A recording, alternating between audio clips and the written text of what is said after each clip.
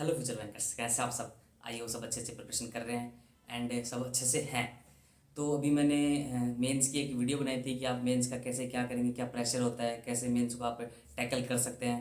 तो I think आप लोगों ने देखी होगी, और उस प्यार के लिए थैंक यू सो मच।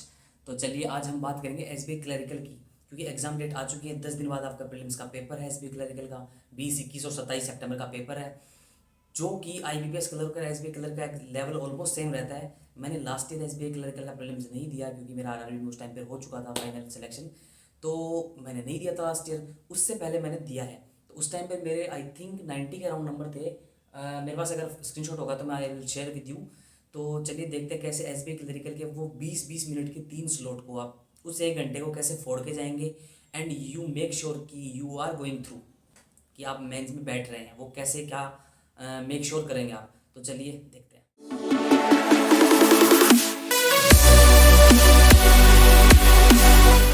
तो फर्स्ट ऑफ ऑल, दिमाग से एक चीज़ आपको निकाल देनी है कि कट ऑफ क्या रहेगी, क्या लास्ट ईयर कट ऑफ थी, क्या उससे पहले कट ऑफ थी।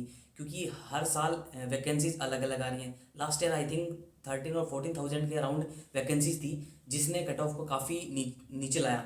जहाँ वैकेंसी ज़्यादा है, और हाँ ये बात अलग है कि वहाँ बैठेंगे ज़्यादा और हो सकता है कट ऑफ ज़्यादा हो, but most probably cut off कम ही रहती है। इस बार आई थिंक वैकेंसीज हैं 5,200, इसके अराउंड है।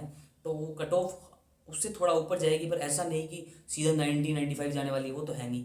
तो वो दिमाग से निकाल दो, और कट ऑफ तो दिमाग से ही निकाल दो कि क्या जाएगी। आप सीधा प्रीलिम्स को टारगेट करोगे, मेरे को इतने नंबर लाने हैं, आप अपने दिमाग में लेके चलोगे 75, 80 क्रॉस कर रहा हूँ मैं और कर रही हूँ मैं। उससे उससे आगे कुछ जाने वाला है नहीं। 85, 90, 85 से ऊपर आई थिंक से नहीं जाती।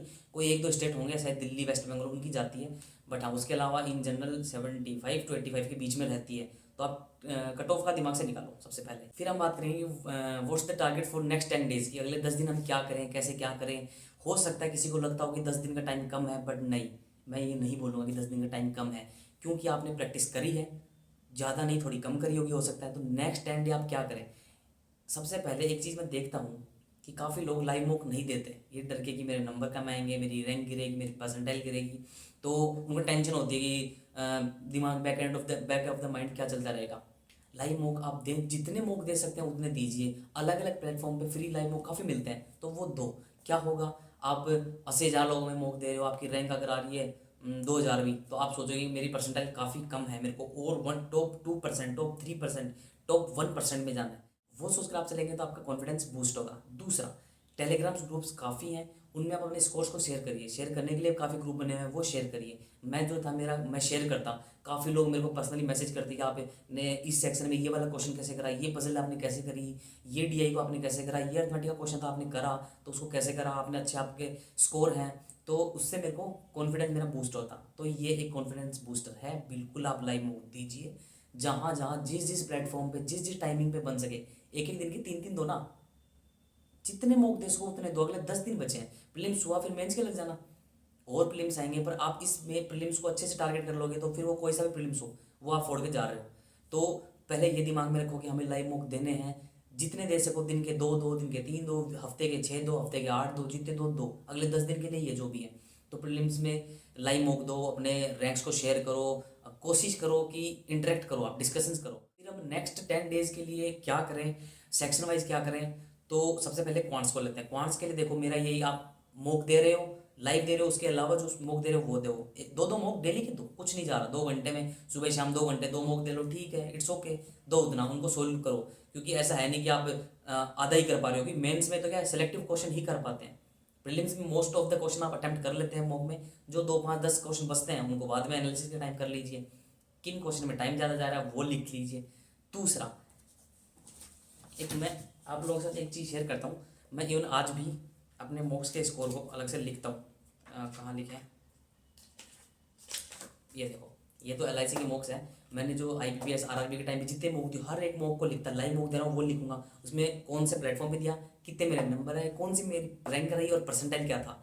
तो आप लिखोगे, आपको लगेगा कि हाँ यू आर, कोई ग्रोथ आपको दिख रही है। ऐसे लिखोगे तो आपको लगेगा, नोट डाउन करोगे, आप डेली डेली देख रहे होगे कि हाँ उस टाइम पर उस प्लेटफॉर्म का ये मॉक दिया था, अब 3 दिन बाद या 4 दिन बाद वापस उस प्लेटफॉर्म का दे रहा हूँ, तो क्या इंप्रूवमेंट है। तो वो लिखो, आपके नंबर लिखो, आपकी रैंक लिखो, आपकी परसेंटाइल लिखो, कि आप कितने टॉप परसेंट में फॉल कर रहे हो। 2% में हो, 6% में हो, 10% में हो, उसको बेटरमेंट के लिए अपन को और रेक्टिफाई करना है, तो उसके लिए करो। फिर सेक्शनल वाइज की बात कर रहे थे, तो सेक्शनल वाइज में मैं बोलूँगा कि अगर आप क्वांट को लेके चल रहे हैं तो देखो मॉक के अलावा क्या कर सकते हो।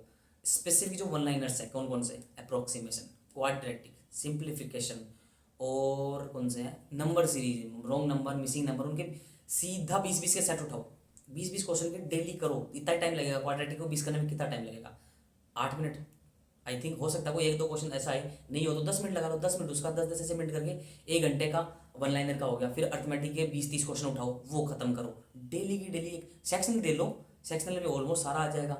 यूं करो क्वांट, उसके लिए क्वांट्स के लिए डीआई का करो। एक चीज़ मैंने देखी है कि कैसलेट लोग करने से बचते हैं, नहीं, कैसलेट आपको मेंस में नंबर दिला के जाएगी। कैसलेट है जो मेंस में सीधी सीधी 4 को नंबर की 2 क्वेश्चन आ गए, 2-2 को नंबर के 3 क्वेश्चन आ गए, 6 नंबर बन गए, और वो इजी होती है। कैसलेट से भागते हैं, नहीं भागो, वो करो। कैसलेट करोगे, बार ग्राफ तो आप obviously most of the people कर ही लेते हैं, पर उसमें कमांड कर ली तो उसको और प्रैक्टिस करो, बट कैसलेट के साथ आप जाओ, कैसलेट भी साथ साथ सॉल्व करो।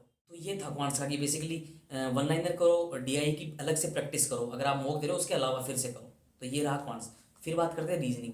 रीजनिंग का भी सेम है। रीजनिंग में आप पजल बना रहे हो, 2-3 टाइप का फिक्स सा है, अनसर्टेन नंबर, फ्लोर बेस, और बिल्डिंग होते हैं जिसमें 2 ईस्ट वेस्ट में फ्लोर होते हैं, वो बेस पे 5 फ्लोर की है, 8 फ्लोर की है, उसकी प्रैक्टिस करो। रिग्रेसिव प्रैक्टिस करो, 10 दिन बचे, कुछ ज़्यादा है नहीं, तो जितना मॉक दोगे, जितना सोल्व करोगे, जितना अपना हाथ चलाओगे, वो आपके मेन पेपर में आपका हाथ उतना ही चलते चलेगा।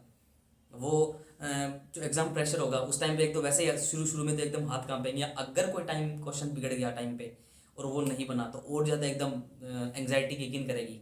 तो उस टाइम पर क्या काम आएगा, वो प्रैक्टिस करी हुई, वो आपने जो भी क्वाड्रेटिक के क्वेश्चन करे थे वो यहाँ फटाफट बनेंगे, जो फैक्टर आप करोगे यूँ फटाफट आपको 7, 8, 56 ये सब याद आएगा, तो वो करो। इंग्लिश का हमेशा से सेम रहा है। इंग्लिश को तो आप प्री मेन सब की अप्रोच सेम है, सब की, कुछ अलग नहीं करना। सबसे पहले एरर उठाओ, उसकी प्रैक्टिस के लिए निमिषा मैम के यूट्यूब पे उन्होंने 120 रूल के कर रखे हैं। उसके अलावा एरर डिटेक्शन काफ़ी उनकी फ्री क्लासेज हैं, वो कर लो।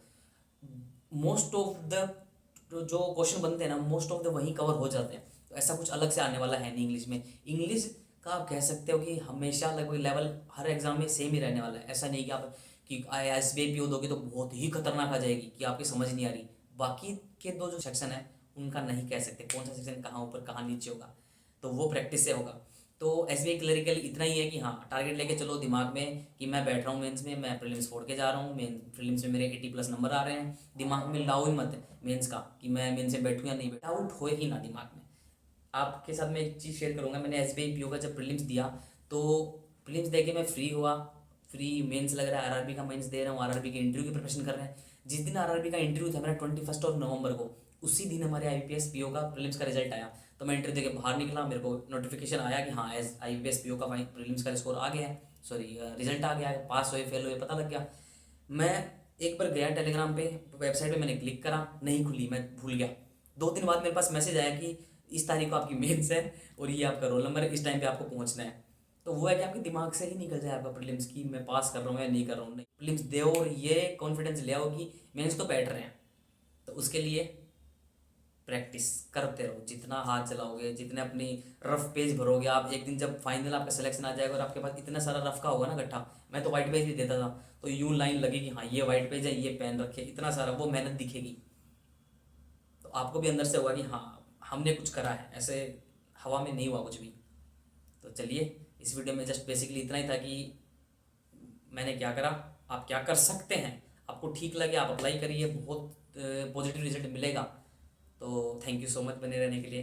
Bye bye, see you soon, bye.